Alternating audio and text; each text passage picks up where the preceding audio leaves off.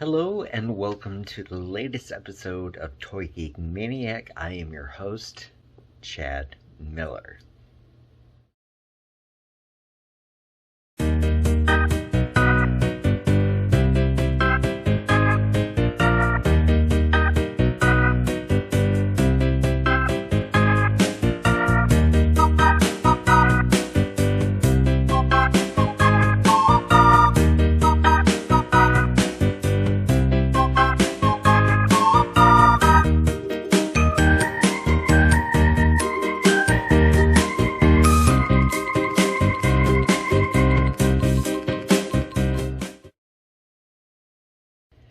This episode is actually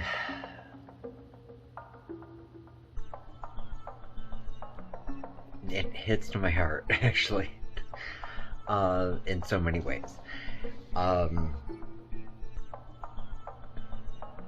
When I was growing up, I didn't have the chance to have He-Man figures as they came new in box.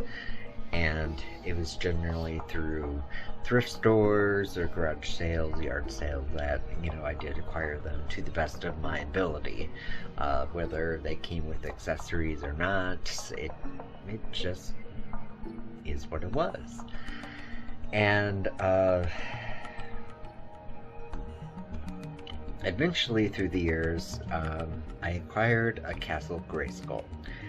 And I loved it. It wasn't entirely 100% complete, but it was pretty darn complete.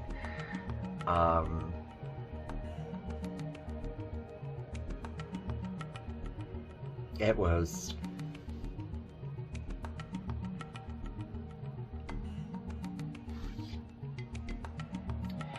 something that really meant a lot to me, because those sort of things were far too expensive for my family to afford brand new.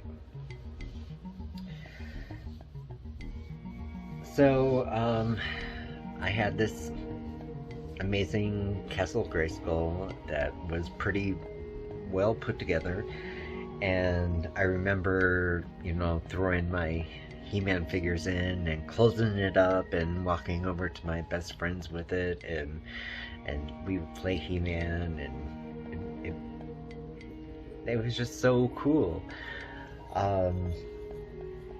So as of late, Mattel has been doing a retro / current line of He-Man and everything that goes along with him. And oh, sorry, I'm yawning. It's a late night. I just got to work. So, we've got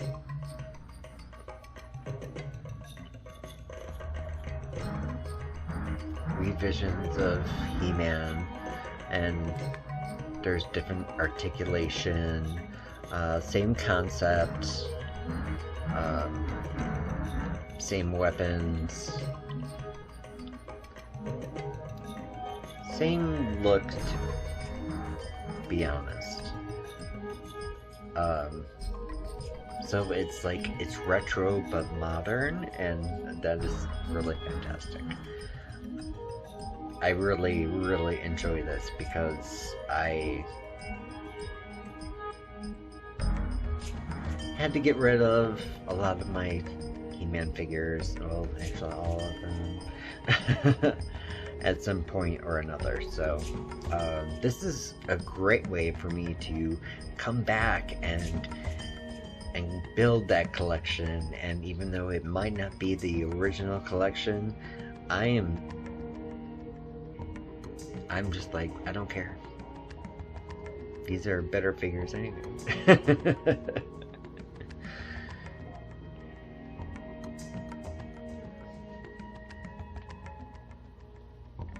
So even when you get, your villain like Skeletor,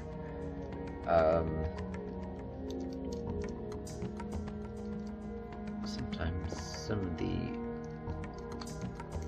fastenings are not very happy.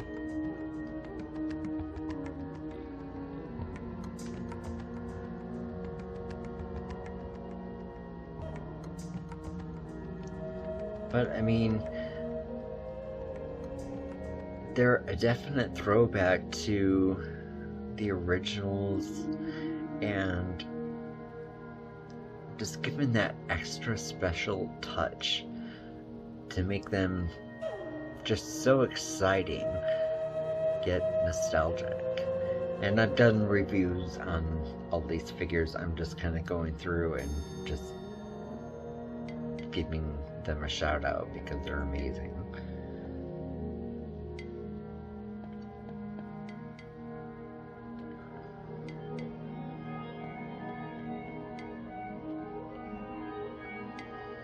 Evil Lynn and Tila basically had the same body, however different colorization, and a different head sculpt. And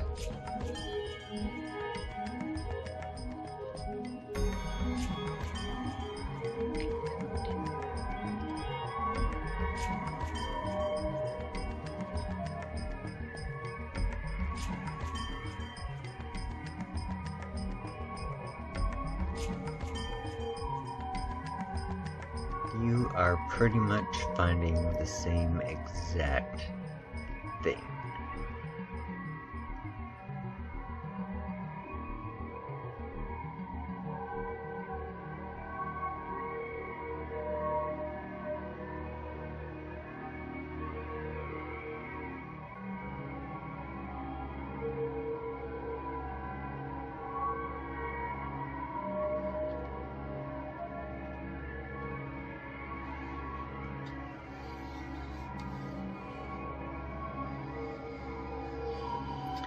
So at this point, I have also obtained Man-at-Arms, and I love the fact that he has a mustache now, finally, and that's great, and he looks phenomenal just like he did way back then. He was a really, really cool character to have, and I liked him a lot.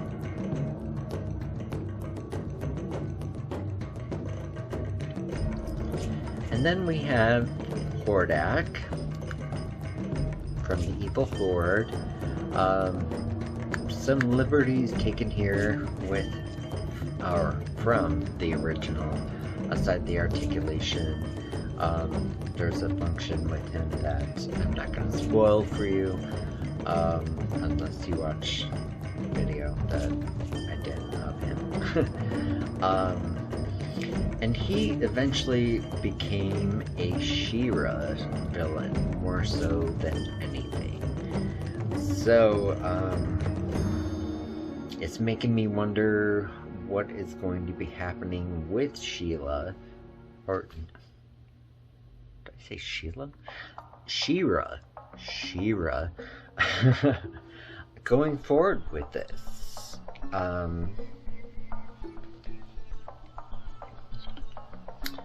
We got this Super 7 sort of retro looking She-Ra figure that if she was actually brought into the Masters of the Universe line, that this is how she would look. And very much built in the same way that Tila and Evil Lynn were. So yeah, I would like to see something a little bit more awesome. But if this is what I get to have in the end, I'll take it.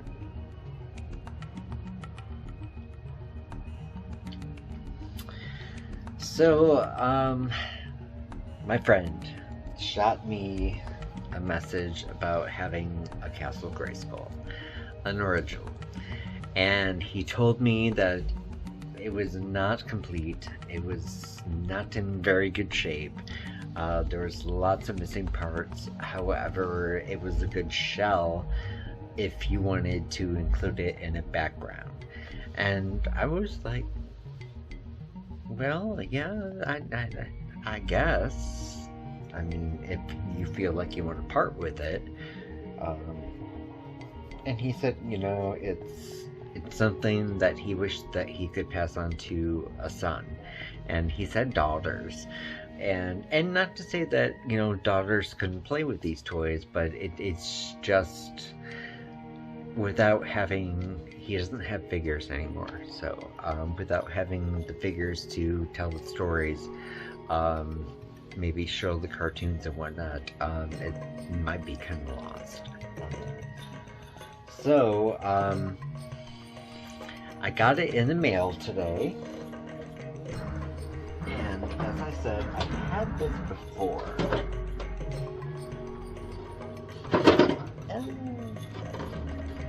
And it was in pretty good shape.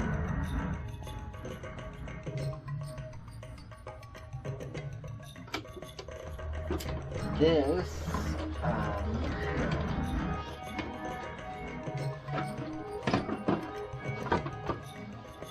is a bit of a struggle, and this is no offense to my friend who sent this to me, because I mean, as he stated it, it's just, it could be a great backdrop, and I'm okay with that. So this is the front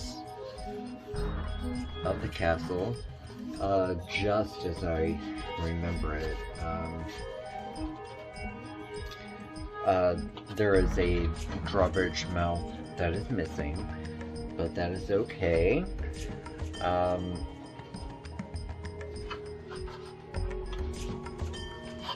Nothing much to the inside, aside some accessories that should be going in there. So that is front.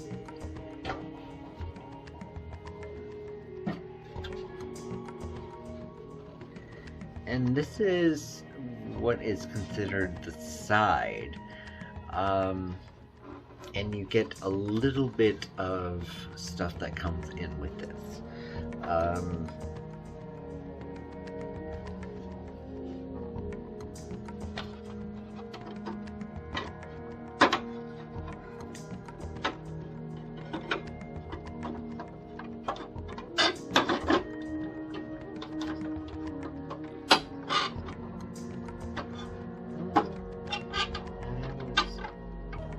Hoping it was functional, but it's been almost 40 years, and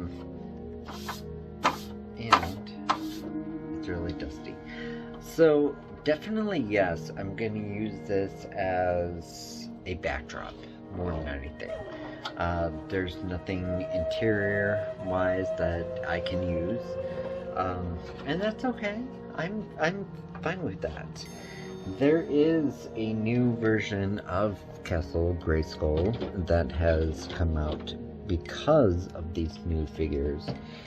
And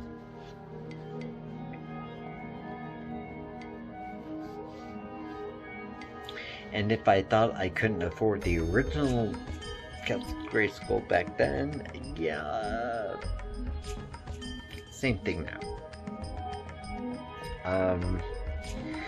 It looks to be almost the exact same thing, exact same accessories, at a much higher price. I would hope that there would be some improvements or something like that, but I personally, I can't sit there and spend that kind of money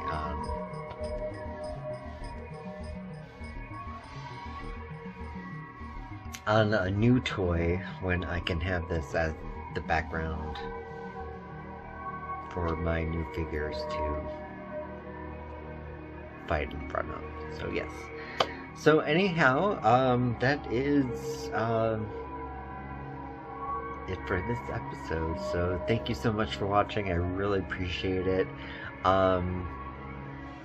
I appreciate so many of the gifts that you guys are giving me, and I'm